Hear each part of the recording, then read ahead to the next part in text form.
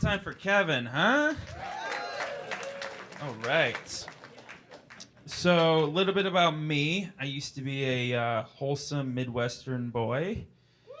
And then, always quick to open the door to a stranger. And then 2 years ago, one of those strangers stole my innocence. Not like my virginity, just my naive optimism. We didn't fuck.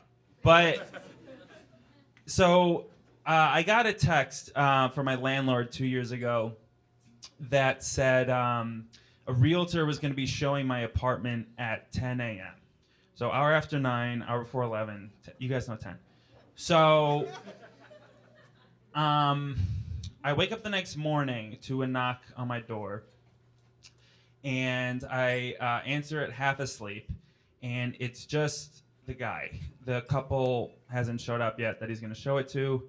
And he is wearing black dress pants, a blue button down, and he is pale. And if a redhead is calling you pale, you are Boo Radley's ghost. He was pale. Like, he was like a brunette me without freckles. Like, if the inside of my arm was a person. He looked a lot like Ken Davies.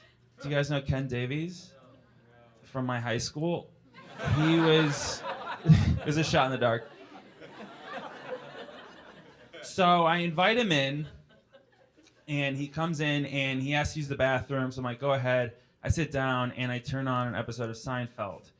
And he's in the bathroom for minimum 10 minutes, and I never hear a flush. So he's either doing drugs, or worse, he pissed in my sink. I'm selfish and a germaphobe. That's worse to me. So he comes out of the bathroom. I'm watching Seinfeld, and he sits down in the chair next to me, and he starts watching Seinfeld with me. And we watch Seinfeld for 18 minutes in silence. And the whole time I'm wondering, where are these people that he's showing my apartment to, and why isn't he meeting them outside? And so I look at my phone to see how late they are, and the clock says that it is 7 a.m. Now, the realtor is supposed to come at 10 a.m. So I say, "Who are you?" And he says, "What?" And I said, "You're not showing my apartment." And he says, "No." And I think to myself, which we sometimes think, oh my God, am I about to die right now? That's insane. How naughty. And I'm like, this is not just a stranger in my apartment. This is a stranger who's comfortable with just sitting down and watching Seinfeld with me in my apartment. So I'm like, what am I gonna do if he pulls out a knife? And so I look to my kitchen and I see my kitchen knives. And I start having this internal debate, which is, would I rather stab someone or get stabbed? And I'm like, I'd rather get stabbed. Because I'm not gonna live the rest of my life with the memory of in my brain. And also, what if I like it? So I'm gonna die. And I start making peace with it, thinking, my friends will probably make some dope Facebook posts about me, exaggerating how good of a person I was. So I'm accepting death. And then I get this glimmer of courage, right? I build myself up. And I say, "Dude, you gotta go." And I'll never forget what he said. He said, "What?" And I said, "Get out of here, man." And he said, "There's 2 minutes left." And I was like, "Where do you think you are right now?" And he goes, "Is this 3015 North Kenmore?" And I go, "Nope." That's a couple houses down. And I swear to God, he goes, and starts watching Seinfeld again.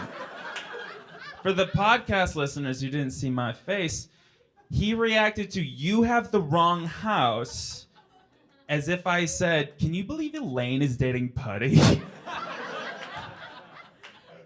So I say, "Get the fuck out of here, man." And he says, "Why?" And I said, we think we're different people." And he goes, "Ugh, fine." Like he's pissed at me about it. And so I kick him out, and he's like, he walks out, and I like look through the window, and I see him leaving, and he like turns back longingly at my apartment, which is an innocent expression, but in the moment, in context, it was like, could have murdered that guy. Okay, that's it. You have all the information. I am not withholding anything from you. So many questions, right? Was it a drug deal? It's 7 a.m. He's dressed up nice. If he's on his way to work, he wouldn't have watched an entire episode of premium television. Was it a sex deal? It's 7 a.m. again, and I don't want to yuck anybody's yums, but watching Seinfeld is a weird foreplay. So I am going to tell you this story again from his perspective. And the only way that makes sense to me. So let's just pretend he's also a great storyteller. So 2 years ago, I met a guy on Craigslist to watch Seinfeld without speaking. And I get to his house, and I knock on the door, and he answers the door, and this guy is handsome. He's so handsome. He's a very handsome guy. But he's pale. He's very pale. And if a ghost is calling you pale, you have red hair. So, but I envy his freckles. So he lets me in, and immediately I ask to use the bathroom. And I go into the bathroom and, just do some drugs, piss in his sink. I'm in there for 2 minutes, tops. And I come out of the bathroom, and he started the episode without me. Rude. So I sit down, and we're watching the show, and 2 minutes left. This guy tells me I have the wrong house. So I respond by giving him a look that says, "I know, right?" And keep watching the show. And then he kicks me out of the apartment. And so I leave, and as I leave the apartment, I look back at the address, and I see the address, and I think, oh my God, I almost murdered the wrong guy. Still so many questions, right? How do we get answers? I was thinking, do I go to 3015 North Kenmore, start knocking on doors? But it's a 7th-floor building with lots of apartments, and then I become the weird stranger, and then those people want to know who I am, so they start knocking on doors, and it just becomes this pandemic of strangers trying to find out who people are. So I'm not going to do that. So I go back to the presumed source, and I make a Craigslist misconnections ad. And I have it here. Subject, George to my Jerry. Body, we watched Seinfeld for 18 minutes at 7 a.m. together. I thought you were gonna murder me, but you didn't. Props. I don't know. Questions, why were you there? Was it a drug deal? Was it a sex deal? Was it a drug and sex deal? Why am I missing out on all of these dope deals? Sincerely confused. And you're not going to believe it, but 2 days later, Chaboy got a response. An email from an anonymous Craigslist user that reads, "Yo, you dumb and gay." So the mystery continues. Inconclusive. The real realtor showed up 3 hours later at 10 a.m. on time, and I treated that shit like a hostage situation. I was like, show me the couple so I know they're alive.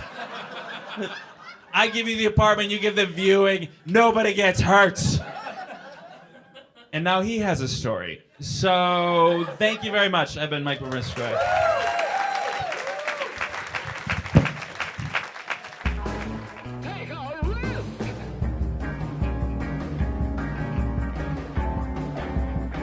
Take a risk.